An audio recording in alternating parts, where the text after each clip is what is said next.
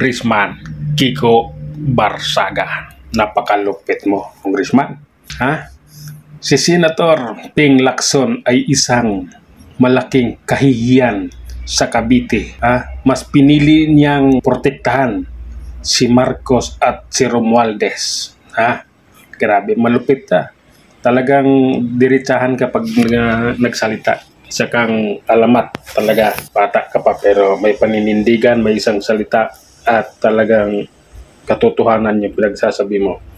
Totoo yung sinabi mo na si Ping Lacson at si Tito Soto ay pinoprotektahan yung mga masasamang tao pati na ang Kongreso, di ba? Kanina nag-speech si Chis Escudero. Anong sinabi niya tungkol kay Romualdez? Di ba? Oh, di ba? Lumabas din yung mga katotohanan. Bakit natanggal si Chis Escudero pagka Senate President? Dahil sa pag-iimbestiga ni Senador Marcoleta. Di ba? Dahil sa pag-iimbestiga at nalaman ng mga tao na si Romualdez at yung isang congressman na nagbitiw ay sangkot sa flood control ghost project, pati si Marcos kasama din. Ngayon, lumabas ng katotohanan. Tama yung mga sinasabi nitong congressman na ito. Bata pa pero may isang salita. Bata pa pero may paninindigan. Hindi nasisilaw sa pira.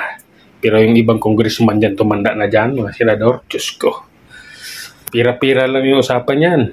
Kaya lang yan pabalik-balik dyan sa Kongreso at saka sa Senado dahil sa pera. Kasi malaking pera talaga pag nasa gobyerno ka. Malaki talaga pera makukuha mo. Mayroon nga isang nakitang mayor dito, mayor ng Quezon Province. May bahay dito sa Forbes Park. Inuupahan 380,000 isang buwan upa niya sa bahay. Lupit, di ba? Magkano lang sinasahod ng isang mayor sa probinsya? Diba? Pero bahay dito sa Forbes Park, malupit. Kaya kurakot din. Magulo ang ngayon, yung mga pangyayari ngayon. Pero mayroong lalabas ng katotohanan.